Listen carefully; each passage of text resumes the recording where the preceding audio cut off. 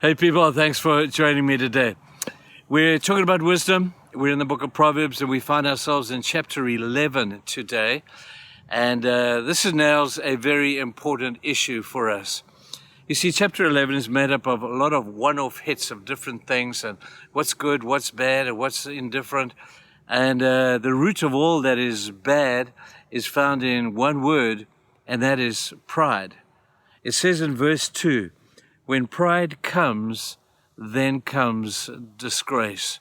The two go hand in hand. The one washes the hand of the other. They're like peas and carrots together. When pride comes, disgrace is around the corner. Now, when you think of what this really means, and there are just, I bet coming to your mind, there must be 1,000 different examples of what is prideful. Just look in the animal kingdom and you'll see the prideful animals dominating over the others. You'll see it in life. Go back to the beginning of time when it was pride that got Satan kicked out of heaven. And that was the first sin that was committed, was the sin of pride. And then he passed it on to Adam and Eve, and they were prideful, and they thought, well, God has made us really good, but he hasn't made us as good as him, so we want to be as good as God, and therefore we'll eat of the fruit. And so from then onwards, it was just one slow decline into this misery that pride always leads to disgrace. So many other biblical examples. I just think of Nebuchadnezzar, and I think of how he was so prideful over what he had done. And he stood on the rooftop and he said, man, look what I have done. I'm a great king and I've really done a great job. And God looked at him and said, hey, maybe you deserve some credit, but you're touching my glory right now. That's not a good thing to do. And at the point of his pride, he ended up 7 years of disgrace. I've got to tell you, people, this is very, very true. Now, the rest of the chapter goes on to talk about some of the different things that pride leads to. But very interestingly, in the next section of the passage, it gives you the antidote to pride, and it simply says this. Verse 2 says, when pride comes, then comes disgrace. But with humility comes wisdom. Humility. Humble yourself. Stop thinking that you're better than everybody else. Stop thinking that everybody else is less than you. Humbling yourself is a great act and is the root of true wisdom. Listen, if Jesus had to humble himself and leave the glory of heaven sitting at the right hand of the Father in the place of ultimate power, to humble himself, to become a baby, to become a human being, work in a carpenter's shop, go into this great form of ministry for 3 years, and ultimately to end up upon a cross dead. I'm going to tell people, that's real humility. But the intriguing thing is, and I've said this before and will say it probably again, is that God is so looking for humble people to use. In fact, humility is far more a credential to be used than knowledge or education or experience. God chooses the humble. And if they're prideful of pride, in order for them to be used, they have to be humbled. And sadly, that's the story of many people's lives.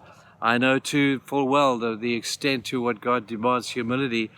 And when you think that you are somebody or something, God comes along and in some way, and he will humble you because he wants to use you. He's not punishing you. He just can't use you while you're proud and arrogant. God uses the humble. Just think of Moses at the burning bush. God said to Moses, you're on holy ground now. You better get on your face. And as Moses felt his face, took his shoes off, there was a place of great humility. He came out of Egypt as somebody who was something he thought that he could offer the world. He was humbled for 40 years in the desert until on his face, God called him to a great ministry to lead the children of Israel out of Egypt. God was attracted not to his knowledge from Egypt. In fact, God had to get a lot of Egypt out of him before he could even use him. But God was attracted to Moses' humility. Look at Gideon. Look at Noah. Look at, pretty much most of the heroes of the Bible are found at a place of humility before God can use them. Probably a greater New Testament example would be the Apostle Paul. here he was, and he tells you how great he was in his previous dispensation of his life. He tells you, man, I was a Pharisee, I was knowledgeable, I knew the book of the Bible, I knew the Old Testament through and through, and I was a great man of the law. And he puffed out his chest and he said, look at me, look what I've done. And God took him on the back of his horse, shone a bright light in his eyes, and humbled this, what would have been a knowledgeable and powerful person. I challenge you to go and read some of the biographies of men and women who've been greatly used by God. The greatest and common denominator credential between all of them is a sense of deep humility, which is not a victim's mentality who says, oh, woe is me and I'm of no use to anybody and God could never use me. That's not what God's talking about. He's talking about a sense of God's worthiness and the fact that you are considered unworthy until you humble yourself to come into the presence of this great and powerful God and declare that. When that happens and you see yourself in the light of who God is, that, I got to tell you, will humble you. That's the beginning of the ministry for your life.